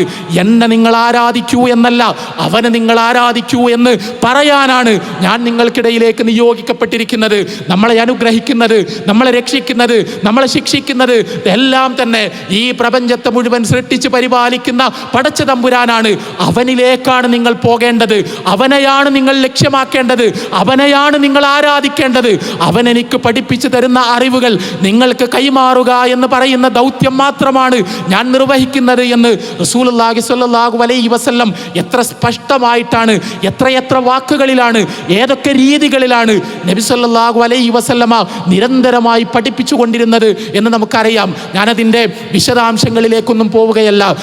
പരിശുദ്ധ ഖുർആനിലെ വളരെ മനോഹരമായൊരു അധ്യായമുണ്ട്, സൂറത്തുൽ ഫത്ഹ്, ഖുർആനിലെ 48-ാമത്തെ അധ്യായം. ഈ സൂറത്തുൽ ഫത്ഹ് നമ്മളെല്ലാവരും തന്നെ മനസ്സിരുത്തി വായിക്കേണ്ട പരിശുദ്ധ ഖുർആനിൽ ഒരു അധ്യായമാണ്. റസൂലുള്ളാഹി സ്വല്ലല്ലാഹു അലൈഹി വസല്ലമയുടെ ജീവചരിത്രം നമ്മൾ പരിശോധിക്കുമ്പോൾ അതിൽ വളരെ പ്രധാനപ്പെട്ട ഒരു ഭാഗമാണ് ഹുദൈബിയ സന്ധി എന്ന് നമുക്കറിയാം. ഹുദൈബിയ സന്ധിയുടെ പശ്ചാത്തലത്തിലാണ് സൂറത്തുൽ ഫത്ഹ് അവതരിപ്പിക്കപ്പെട്ടിരിക്കുന്നത്. സൂറത്തുൽ ഫത്ഹിന്റെ അവസാനത്തിൽ നമ്മൾ വായിക്കുന്നുണ്ട് മുഹമ്മദുർ റസൂലുള്ളാഹ്, മുഹമ്മദുൻ റസൂലുള്ളാഹ് എന്ന നമ്മൾ ചർച്ച ചെയ്തുകൊണ്ടിരിക്കുന്ന തത്വം, ആ തത്വം വെച്ച് ആ ഒരു ഫ്രേസ് വെച്ച് ആരംഭിക്കുന്ന ഒരായത്ത് സൂറത്തുൽ ഫത്ഹിന്റെ അവസാനം നമ്മൾ കാണുന്നു. മുഹമ്മദുൻ റസൂലുള്ളാഹ്, മുഹമ്മദ് അല്ലാഹുവിന്റെ ദൂതനാകുന്നു. വല്ലദീന മഅഹു അശിദ്ദാഉ അലൽ കുഫാരി റുഹമാഉ ബൈനഹും എന്ന് പറഞ്ഞ ശേഷം പരിശുദ്ധ ഖുർആൻ റസൂലുള്ളാഹി സ്വല്ലല്ലാഹു അലൈഹി വസല്ലമയുടെ കൂടെയുള്ളവരുടെ പ്രത്യേകതയായി ആ ആയത്തിൽ നമ്മൾക്ക് പറഞ്ഞു തരുന്നത് തറാഹും റുക്കൻ സുജ്ജദൻ, അവർ റുക്കൂയിലും സുജൂദിലുമായി കൊണ്ട് നിൽക്കുന്നത് നിനക്ക് കാണാൻ കഴിയും. യബ്തഊന ഫളലം മിനല്ലാഹി വറിദ്വാന, അല്ലാഹുവിൽ നിന്നുള്ള അനുഗ്രഹങ്ങളും അല്ലാഹുവിന്റെ തൃപ്തിയും ആഗ്രഹിച്ചുകൊണ്ട് അല്ലാഹുവിന്റെ മുന്നിൽ റുക്കൂവും സുജൂദും ചെയ്യുന്ന മനുഷ്യരെയാണ് റസൂലുള്ളാഹി സ്വല്ലല്ലാഹു അലൈഹി വസല്ലം തനിക്ക് ചുറ്റും സൃഷ്ടിച്ചിരിക്കുന്നത്, വാർത്തെടുത്തിരിക്കുന്നത്, സംസ്കരിച്ചിരിക്കുന്നത്. എത്ര മനോഹരമാണത്! ലോകത്തിന് പ്രകാശം കാണിക്കുവാൻ വന്ന ആത്മീയ ഗുരു, ആ ആത്മീയ ഗുരു ലോകത്തിന് മുന്നിൽ എഴുന്നേറ്റ് നിന്ന് പറയുകയാണ്, എനിക്ക് മുന്നിൽ സാഷ്ടാംഗം നമിക്കരുത്, എനിക്ക് മുന്നിൽ കുമ്പിടരുത്, എന്നെ പ്രണമിക്കരുത്, എന്നെ ആരാധിക്കരുത്. നിങ്ങളെ അനുഗ്രഹിക്കുവാൻ എനിക്ക് കഴിയില്ല, നിങ്ങൾക്ക് പൊരുത്തം നൽകാൻ എനിക്ക് കഴിയില്ല. നിങ്ങൾ അനുഗ്രഹങ്ങൾ ആഗ്രഹിക്കേണ്ടത്, നിങ്ങൾ പൊരുത്തം ആഗ്രഹിക്കേണ്ടത് അല്ലാഹുവിൽ നിന്നാണ്. ആ അല്ലാഹുവിൻ്റെ മുന്നിൽ റുക്കൂയിലും സുജൂദിലും നിരതരായ ഒരു സമൂഹത്തെയാണ് റസൂലുള്ളാഹി സ്വല്ലല്ലാഹു അലൈഹി വസല്ലം വാർത്തെടുത്തിരിക്കുന്നത് എന്ന് പഠിപ്പിക്കുകയാണ് പരിശുദ്ധ ഖുർആൻ. സൂറത്തുൽ ഫത്ഹ് ഹുദൈബിയ സന്ധിയുടെ പശ്ചാത്തലത്തിലാണ് അവതരിപ്പിക്കപ്പെട്ടത് എന്ന് ഞാൻ പറഞ്ഞു. വളരെ മനോഹരമാണത്. വിശദാംശങ്ങളിലേക്ക് കടന്നു പോകുന്നില്ല. റസൂലുള്ളാഹി സ്വല്ലല്ലാഹു അലൈഹി വസല്ലം അല്ലാഹുവിൻ്റെ പ്രവാചകനാണ്. ആ അല്ലാഹുവിൻ്റെ പ്രവാചകൻ മക്കയിൽ പ്രബോധനം നിർവഹിക്കുന്നു, അവിടെ നിന്ന് പുറത്താക്കപ്പെടുന്നു, മദീനയിലേക്ക് ഹിജ്റ പോകുന്നു, മദീനയിൽ വെച്ച് പ്രബോധനം തുടരുന്നു, യുദ്ധങ്ങൾ ഉണ്ടാകുന്നു. മദീനയെ നശിപ്പിക്കുവാൻ, മുസ്ലിങ്ങളെ ഭൂമിയിൽ നിന്ന് വേരോടെ പിഴുതെറിയാൻ മക്കയിൽ നിന്ന് ശത്രു സൈന്യങ്ങൾ ആർത്തലച്ചു വരുന്നു. വർഷങ്ങൾ യുദ്ധങ്ങളാണ്. ഒരു യുദ്ധത്തിന് ശേഷം അടുത്ത യുദ്ധങ്ങൾ തുടർന്നുകൊണ്ടേയിരിക്കുകയാണ്. സഹാബിമാർ മരിച്ചു വീഴുകയാണ്, ശുഹദാക്കൾ ഉണ്ടായിക്കൊണ്ടേയിരിക്കുന്നു. അവിടെ കുടുംബങ്ങളിൽ അനാഥത്വം ഉണ്ടാകുന്നു, വൈധവ്യമുണ്ടാകുന്നു, കണ്ണുനീരുണ്ടാകുന്നു. അവിടെ പട്ടിണിയുണ്ട്, ദാരിദ്ര്യമുണ്ട്, പരിവട്ടമുണ്ട്. നമ്മൾ അറിയുക, അല്ലാഹുവിൻ്റെ പ്രവാചകൻ അല്ലാഹുവിൻ്റെ ദാസൻ മാത്രമാണ്, അടിമ മാത്രമാണ്, ദൂതൻ മാത്രമാണ്. പ്രപഞ്ചത്തിലെ കാര്യങ്ങളൊന്നും നിയന്ത്രിക്കുവാൻ കഴിവുള്ള ആളല്ല എന്ന് അല്ലാഹുവിൻ്റെ പ്രവാചകന്റെ ജീവചരിത്രം പിന്നെയും നമ്മളെ ബോധ്യപ്പെടുത്തുകയാണ്. അല്ലാഹുവിൻ്റെ പ്രവാചകന് ഇഷ്ടമുള്ളവർക്ക് മുഴുവൻ ഇസ്ലാം അവരുടെ മനസ്സിൽ കയറ്റാൻ അല്ലാഹുവിൻ്റെ പ്രവാചകന് കഴിഞ്ഞില്ല. അവിടുന്ന് പ്രവർത്തിച്ചുകൊണ്ടേയിരുന്നു, പ്രാർത്ഥിച്ചുകൊണ്ടേയിരുന്നു, അല്ലാഹുവിൻ്റെ മുന്നിൽ സുജൂദിൽ വീടുകൊണ്ടേയിരുന്നു, അല്ലാഹുവിനോട് പൊട്ടിക്കരഞ്ഞ് പ്രാർത്ഥിച്ചുകൊണ്ടേയിരുന്നു. അല്ലാഹുവേ, ഈ കഷ്ടപ്പാടുകളെ താണ്ടിക്കടന്ന് ഈ ദൗത്യം വിജയകരമായി നിർവഹിക്കുവാൻ എന്നെ അനുഗ്രഹിക്കണമേ എന്ന് അല്ലാഹുവിൻ്റെ പ്രവാചകൻ പ്രാർത്ഥിച്ചുകൊണ്ടേയിരുന്നു. അല്ലാതെ പ്രവാചകൻ ഒന്നും ചെയ്യാൻ കഴിയുമായിരുന്നില്ല. മക്കയിൽ പീഡനങ്ങളുടെ മഹാപ്രവാഹം, ഒടുവിൽ ആ നാട് വിട്ടു പോകേണ്ടി വരുന്നു. പ്രവാചകനായ ഒരാൾ, ആ പ്രവാചകന് പക്ഷേ ഒരിക്കലും ഒന്നും സ്വന്തം നിലക്ക് നിയന്ത്രിക്കുവാനോ തീരുമാനിക്കാനോ കഴിയാത്തത് കൊണ്ട് നാട് വിട്ടു പോകേണ്ടി വരുന്നു. മദീനയിലെത്തുന്നു, യുദ്ധങ്ങൾ ഉണ്ടാകുന്നു, സ്വന്തം ശരീരത്തിൽ പരിക്ക് പറ്റുന്നു, അനുയായികൾ പിടഞ്ഞു വീഴുന്നത് കാണേണ്ടി വരുന്നു. അവരുടെ മക്കൾ അനാഥരാകുമ്പോൾ അവരുടെ തലയിൽ തടവി അവർക്ക് വേണ്ടി പ്രാർത്ഥിക്കുവാനല്ലാതെ ഇതൊന്നും തടയുവാൻ അല്ലാഹുവിൻ്റെ പ്രവാചകന് കഴിയുന്നില്ല. മനുഷ്യനാണ്, അടിമയാണ്, ദാസനാണ്, അതോടൊപ്പം ദൂതനുമാണ്. ആ ദൂതൻ എന്ന നിലക്ക് അല്ലാഹുവിനോട് പ്രാർത്ഥിക്കുകയും പ്രവർത്തിക്കുകയും പരിശ്രമിച്ചു നോക്കുകയും മാത്രമാണ് റസൂലുള്ളാഹി സ്വല്ലല്ലാഹു അലൈഹി വസല്ലമ ചെയ്യുന്നത്. നോക്കൂ, ഇതെല്ലാം സംഭവിച്ച ശേഷം റസൂലുള്ളാഹി സ്വല്ലല്ലാഹു അലൈഹി വസല്ലമക്ക് ഉംറ ചെയ്യാൻ അതിയായ ആഗ്രഹമുണ്ടാകുന്നു. അടക്കി വെക്കാൻ കഴിയാത്ത ആഗ്രഹം. കഅബയുടെ അടുത്തെത്താൻ, ഉംറ ചെയ്യാൻ നമുക്കൊക്കെ ആഗ്രഹമില്ലേ? ഏത് വിശ്വാസിയാണ് അതാഗ്രഹിക്കാത്തത്? അല്ലാഹുവിൻ്റെ പ്രവാചകൻ സ്വല്ലല്ലാഹു അലൈഹി വസല്ലമക്ക് അപ്പോൾ എത്ര ആഗ്രഹമുണ്ടാകും? ആ പ്രവാചകൻ സ്വല്ലല്ലാഹു അലൈഹി വസല്ലം, നമ്മൾ ഓർക്കണം, കഅബയുടെ തൊട്ടടുത്താണ് പ്രവാചകൻ ജനിച്ചത്, അവിടെയാണ് വളർന്നത്. മക്ക അവിടുത്തെ നാടാണ്. കഅബയിലേക്ക് കടക്കാൻ അല്ലാഹുവിൻ്റെ പ്രവാചകന് കഴിയുന്നില്ലെങ്കിൽ പിന്നെ ആർക്കാണ് കഴിയുക? ആ പ്രവാചകൻ സ്വല്ലല്ലാഹു അലൈഹി വസല്ലമയാണ് മദീനയിലെത്തുന്നത്. കഅബയിലേക്ക് പോകാൻ കഴിയുന്നില്ല. മക്ക അവിടത്തേക്ക് തടയപ്പെടുന്നു, കഅബ തടയപ്പെടുന്നു, ഉംറ തടയപ്പെടുന്നു, ഹജ്ജ് തടയപ്പെടുന്നു. അള്ളാഹുവിൻ്റെ പ്രവാചകൻ സ്വല്ലല്ലാഹു അലൈഹി വസല്ലമക്ക് അള്ളാഹുവിനെ ആരാധിക്കാൻ വേണ്ടി ഭൂമിയിൽ നിർമ്മിക്കപ്പെട്ട ആദ്യത്തെ ഭവനത്തിലേക്ക് പ്രവേശനം നിഷേധിക്കപ്പെടുന്ന അവസ്ഥ, ആ അവസ്ഥ നമ്മൾ സങ്കല്പിച്ചു നോക്കുക. അങ്ങനെ വർഷങ്ങൾ പിന്നിട്ടപ്പോഴാണ് അള്ളാഹുവിൻ്റെ പ്രവാചകൻ സ്വല്ലല്ലാഹു അലൈഹി വസല്ലം ഉംറ ചെയ്യാനുള്ള അതിയായ ആഗ്രഹം പരസ്യമാക്കുന്നത്. അങ്ങനെ സഹാബിമാരെല്ലാവരും കൂടി റസൂലുള്ളാഹി സ്വല്ലല്ലാഹു അലൈഹി വസല്ലമയുടെ കൂടെ കൂടുന്നു. അവർ ഉംറയ്ക്ക് വേണ്ടി പുറപ്പെടുന്നു. ഹുദൈബിയ സന്ധിയുണ്ടായ പശ്ചാത്തലം എന്താണ് എന്ന് നമുക്കറിയാം. അവർ ഉംറയ്ക്ക് വേണ്ടി മക്കയിലേക്ക് യാത്ര ചെയ്തുകൊണ്ടിരിക്കുമ്പോൾ, അല്ലെങ്കിൽ ആ യാത്ര തുടങ്ങുന്നതിന് തൊട്ട് മുമ്പ് റസൂലുള്ളാഹി സ്വല്ലല്ലാഹു അലൈഹി വസല്ലമ ഒരു സ്വപ്നം കാണുന്നുണ്ട്. ഒരു മഹത്തായ സ്വപ്നം, ചരിത്രം സൃഷ്ടിച്ച സ്വപ്നം. പ്രവാചകൻ സ്വല്ലല്ലാഹു അലൈഹി വസല്ലമ ഉറക്കത്തിൽ കണ്ട കിനാവാണ്. പ്രവാചകന്റെ സ്വപ്നങ്ങൾ വഹിയുകളാണ്, അള്ളാഹുവിൽ നിന്നുള്ള ദിവ്യബോധനങ്ങളാണ് എന്ന് നമുക്കറിയാം. നബി സല്ലല്ലാഹു അലൈഹി വസല്ലമ കണ്ട സ്വപ്നം മറ്റൊന്നുമല്ല. പ്രവാചകനും അനുചരന്മാരും അവർ മക്കയിലെത്തുന്നു, സുരക്ഷിതരായി മക്കയിലെത്തുന്നു, കഅബയുടെ അടുത്തെത്തുന്നു, കഅബ തവാഫ് ചെയ്യുന്നു, ഉംറ നിർവഹിക്കുന്നു. അവർ തലയിൽ നിന്ന് മുടി നീക്കുന്നു. സമാധാനത്തോടുകൂടി സന്തോഷത്തോടുകൂടി അവർ ഉംറ നിർവഹിച്ച് മടങ്ങി വരുന്നു. അള്ളാഹുവിൻ്റെ പ്രവാചകനെ സന്തോഷിപ്പിക്കുവാൻ ഇതിൽ കൂടുതൽ എന്ത് വേണം? അള്ളാഹുവിൽ നിന്നുള്ള വഹിയാണിത്. ആ സ്വപ്നം എന്ന് പറയുന്നത് ഒരു പ്രവചനമാണ് എന്ന് നമുക്കറിയാം. നമ്മൾ കാണുന്നത് പോലെയുള്ള സ്വപ്നങ്ങളല്ല. ഉംറ ചെയ്യാൻ വേണ്ടി അദമ്യമായി ആഗ്രഹിച്ച പ്രവാചകൻ സ്വല്ലല്ലാഹു അലൈഹി വസല്ലമയെ സംബന്ധിച്ചിടത്തോളം മക്കയിലെത്തി ഉംറ ചെയ്ത് മടങ്ങുന്നത് കാണുന്നതിനേക്കാൾ വലിയ സ്വപ്നം എന്താണ്? ആ സ്വപ്നം കൂടി കണ്ടതോടുകൂടി ആവേശഭരിതരായി അങ്ങേയറ്റത്തെ ആത്മവിശ്വാസത്തോടുകൂടി ഉംറ നിർവഹിച്ച് മടങ്ങാൻ കഴിയുമെന്ന പ്രതീക്ഷയോടുകൂടി സഹാബിമാർ, ആയിരക്കണക്കിന് സഹാബിമാർ റസൂലുള്ളാഹി സ്വല്ലല്ലാഹു അലൈഹി വസല്ലമയുടെ കൂടെ മക്കയിലേക്ക് പുറപ്പെടുകയാണ്. പക്ഷേ മക്കയുടെ തൊട്ടുപുറത്ത് ഒരു ഉംറ യാത്രക്ക് പോയി മക്കയിലെത്താൻ സമയത്ത് അത് തടയപ്പെട്ടാൽ നമുക്കൊക്കെ എന്തുമാത്രം സങ്കടമുണ്ടാകും എന്ന് നമ്മൾ ആലോചിച്ചു നോക്കുക. അള്ളാഹുവിൻ്റെ പ്രവാചകന് അങ്ങനെ തടയപ്പെട്ടാൽ എന്തുമാത്രം സങ്കടമുണ്ടാകും. ഹുദൈബിയ എന്ന് പറഞ്ഞാൽ മക്കയുടെ തൊട്ടുപുറത്താണ്.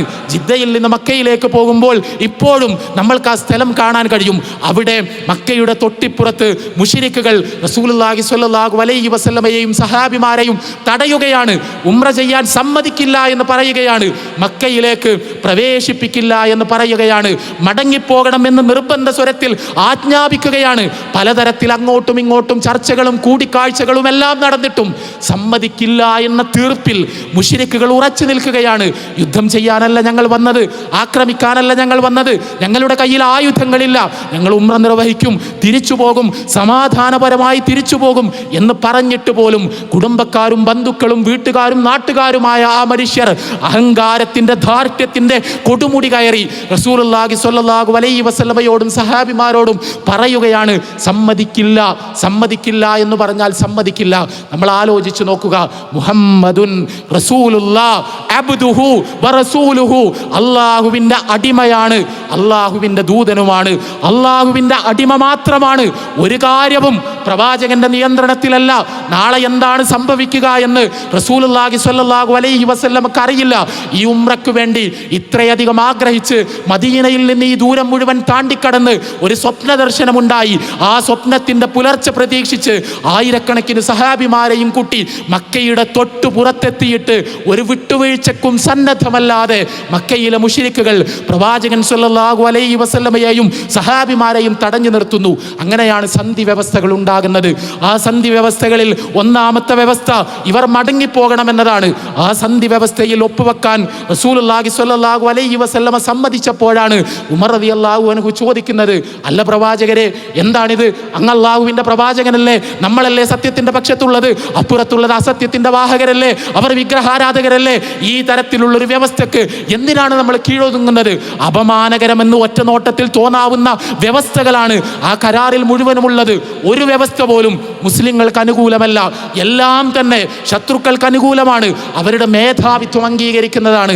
പക്ഷേ അള്ളാഹുവിൻ്റെ നിർദ്ദേശപ്രകാരം റസൂലുള്ളാഹി സ്വല്ലല്ലാഹു അലൈഹി വസല്ലം ആ വ്യവസ്ഥകൾക്ക് കീഴൊതുങ്ങുന്നു എന്ന് അവർക്ക് തോന്നുന്ന തരത്തിൽ ആ വ്യവസ്ഥയിൽ ഒപ്പുവെക്കുന്നു എന്ന് നമുക്കറിയാം.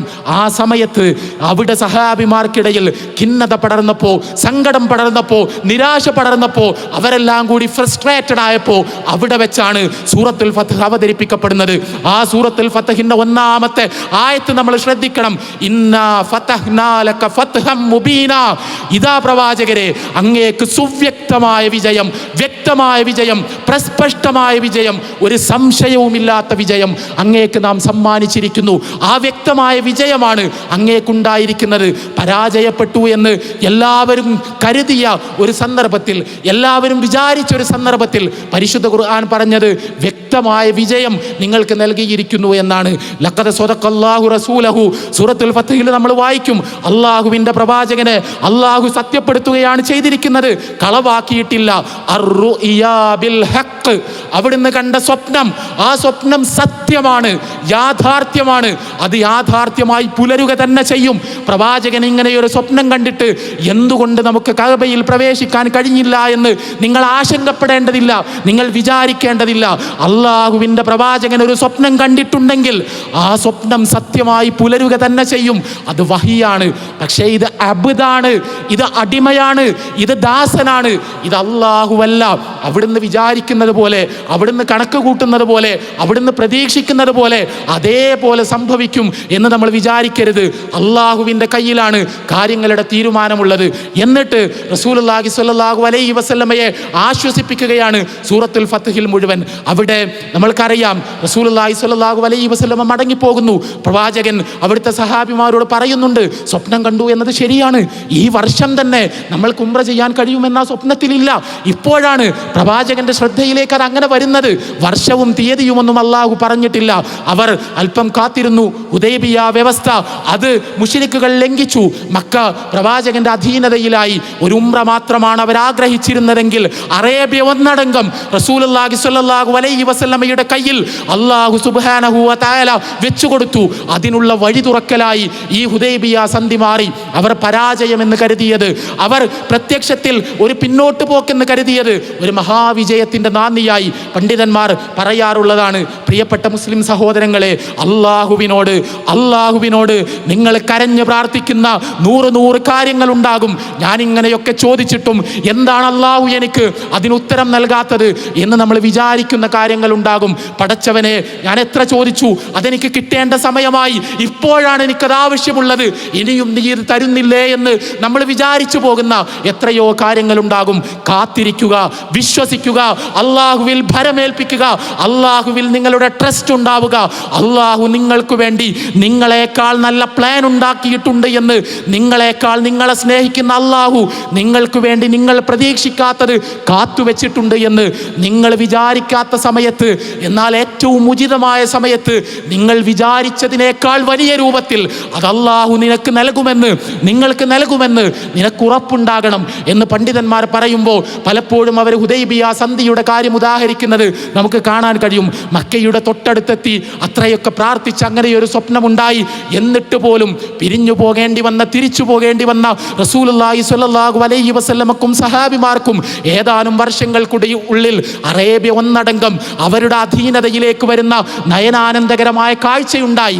അതിന് വഴിയൊരുക്കിയത്, അതിന് യഥാർത്ഥത്തിൽ ഹേതുവായത് ഹുദൈബിയ സന്ധിയായിരുന്നു, കരാറായിരുന്നു. ഞാൻ അങ്ങോട്ട് കടന്നു പോവുകയല്ല, ഞാൻ പറഞ്ഞത് ഇത് മാത്രമാണ്. ആരാണൊരു പ്രവാചകൻ, ആരാണൊരു ദൈവദൂതൻ എന്ന ചോദ്യത്തിന് അവതാരമെന്നും വചനം മാംസമായതെന്നും ദൈവത്തിൻ്റെ പ്രതിരൂപമെന്നും ഭൂമിയിൽ ദൈവരൂപത്തിൽ നടക്കുന്ന മനുഷ്യനെന്നുമെല്ലാം ഉത്തരങ്ങൾ നൽകപ്പെടുന്ന ഒരു ലോകക്രമത്തിൽ ഇസ്ലാം ലോകത്തിനു മുന്നിൽ പറയുകയാണ്, അങ്ങനെയല്ല, മനുഷ്യനായ, സമ്പൂർണാർത്ഥത്തിൽ മനുഷ്യനായ, അള്ളാഹുവിൻ്റെ ദാസനായ, അള്ളാഹുവിൻ്റെ സൃഷ്ടിയായ, അള്ളാഹുവിൻ്റെ അടിമയായ, ഒരു തരത്തിലുള്ള ദൈവാംശവുമില്ലാത്ത, എന്നാൽ ആ ദൈവത്തിൽ നിന്ന്, ആ പ്രപഞ്ച സൃഷ്ടാവിനിൽ നിന്ന് വഹിയ സ്വീകരിക്കുന്ന, അവനിലേക്ക് നമുക്ക് വഴി കാണിച്ചു തരുന്ന, അവനെ ആരാധിക്കാൻ നമ്മളെ പഠിപ്പിക്കുന്ന, അവൻ്റെ തൃപ്തി നേടിയെടുക്കാൻ നമ്മളെ സഹായിക്കുന്ന, നമ്മുടെ കൽബ് അവനിലേക്ക് കെട്ടുന്ന, നമ്മളുടെ ഭക്തി അവനിലേക്ക് കൊണ്ടുപോകുന്ന അവൻ്റെ പ്രവാചകൻ. അങ്ങനെയൊരു പ്രവാചകൻ, ആ പ്രവാചകന്മാരുടെ നൈരന്തര്യം ലോകത്തുണ്ടായിട്ടുണ്ടെങ്കിൽ ആ പ്രവാചകന്മാരിൽ അവസാനത്തെ മഹാപ്രവാചകൻ മുഹമ്മദ് റസൂലുള്ളാഹി സ്വല്ലല്ലാഹു അലൈഹി വസല്ലം. ഞാൻ അവസാനിപ്പിക്കുകയാണ് സഹോദരങ്ങളെ. ഈ മുഹമ്മദ് റസൂലുള്ളാഹി എന്ന തത്വം നമ്മുടെ നമ്മുടെ നാവിൽ ഉറപ്പിക്കുക, നമ്മൾ നമ്മുടെ കൽബിൽ ഉറപ്പിക്കുക, നമ്മൾ നമ്മളുടെ വിശ്വാസത്തിൽ ജീവിതത്തിൽ ഉറപ്പിക്കുക. പ്രവാചകൻ സ്വല്ലല്ലാഹു അലൈഹി വസല്ലമയെ സമ്പൂർണ്ണാർത്ഥത്തിൽ നമ്മളുടെ ജീവിതത്തിലേക്ക് കൊണ്ടുവരിക. ആ വെളിച്ചവുമായി മുഖാമുഖം നിൽക്കാൻ ഇതുവരെ ഭാഗ്യമുണ്ടായിട്ടില്ലാത്ത കോടിക്കണക്കിന് മനുഷ്യർ നമ്മൾക്ക് ചുറ്റുമുണ്ടെങ്കിൽ അവർക്കിടയിലേക്ക് നമ്മൾ കടന്നു ചെല്ലുക. പ്രവാചകൻ സ്വല്ലല്ലാഹു അലൈഹി വസല്ലമയെ പരിചയപ്പെടുത്തുക, പ്രവാചകത്വം എന്ന സങ്കല്പം പരിചയപ്പെടുത്തുക. റസൂലുള്ളാഹി സ്വല്ലല്ലാഹു അലൈഹി വസല്ലമ കൈമാറി തന്ന സന്ദേശം അവർക്ക് കൂടി കൈമാറുക. അങ്ങനെ പ്രപഞ്ചനാഥനിലേക്ക്, പ്രപഞ്ച സൃഷ്ടാവിലേക്ക്, അവൻ്റെ തൃപ്തിയിലേക്ക്, അവൻ ഒരുക്കി വെച്ചിരിക്കുന്ന രക്ഷയിലേക്ക് ഒരുമിച്ച് യാത്ര ചെയ്യാനുള്ള അവസരങ്ങളും സാഹചര്യങ്ങളും നമ്മൾ ഉണ്ടാക്കുക. അള്ളാഹു അനുഗ്രഹിക്കുമാറാകട്ടെ എന്ന് പ്രാർത്ഥിച്ചുകൊണ്ട് അവസാനിപ്പിക്കുന്നു. അസ്സലാമു അലൈക്കും വറഹ്മത്തുള്ളാഹി വബറകാതുഹു.